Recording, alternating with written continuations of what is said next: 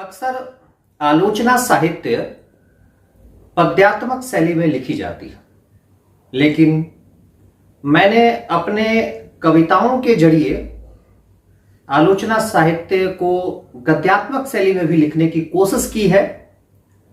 अब इसको आप व्यंग्यात्मक शैली भी कह सकते हैं। इसी क्रम में है मेरी यह कविता पत्थर की अभिलाषा।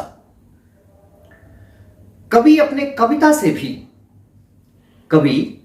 कविता से भी महान होने एक जाने बुझे रास्ते पर बेतहाशा दौड़ रहा था। कवि अपने कविता से भी महान होने एक जाने बुझे रास्ते पर बेतहाशा दौड़ रहा था, तभी एक पत्थर से टकराते हुए ठिठका।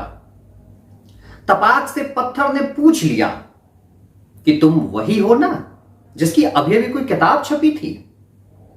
कवि ने उससे पूछा, हां भाई, तुमने उसे पढ़ी कि नहीं? बेस्ट बुक सेलर किताब है मेरी, उसी के अवार्ड फंक्शन में तो जा रहा हूं और वहां सुनाने को नीले पंख वाली मोरनी कविता ही तो गुनगुना रहा हूं। पत्थर ने कहा, हां जानता हूं, किसी की ठोकरों ने मुझे विमोचन की जगह पर ले जाकर छोड़ा था। वहीं पर आयोजित कार्यक्रम के भाषणों और कसीदों को मैंने सुना था।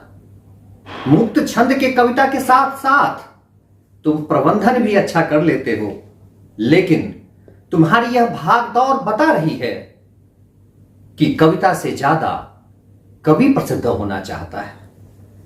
लेकिन तुम्हारी यह भागदौड़ बता रही है कि कविता से ज्यादा कवि प्रसिद्ध होना चाहता है। कवि अपनी नाक भौं को सिकुड़ाते, पत्थर को हिकारत की नजर से देखते यूं आगे बढ़ा जैसे अपने राह के रोड़े से मुलाकात हो गई हो। तब भी जाते जाते कवि ने उसे एक ऑफर दिया, सुनो, चलो तराश देता हूं तुम्हें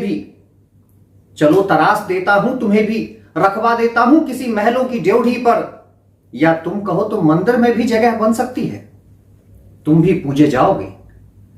पत्थर ने कहा, मैं आवारा ही ठीक हूं, लोगों की ठोकरों से ही कई जगह घूम लेता हूं। जब तक ठोकरें मुझे तराश नहीं देती, तब तक सड़कों की धूल और धूप में, जब तक ठोकरें मुझे तराश नहीं देती, तब तक सड़कों की धूल और धूप में मुझे कुछ और समझने दो इस दुनिया को, तब तक प्रतीक्षा करूंगा कि जब तुम्हारे कलम से निकले सार्थक शब्द समूह के पन्ने को उड़ने से रोकने के लिए मेरा कोई इस्तेमाल करेगा पेपर वेट की तरह। मैं प्रभात कुमार। अगर आपने यह कविता सुनी है तो आपका बहुत बहुत आभार, और अगर आपने इसको एक नज़र भी देखा है तो भी उसके लिए आपका हार्दिक आभार। बहुत बहुत धन्यवाद।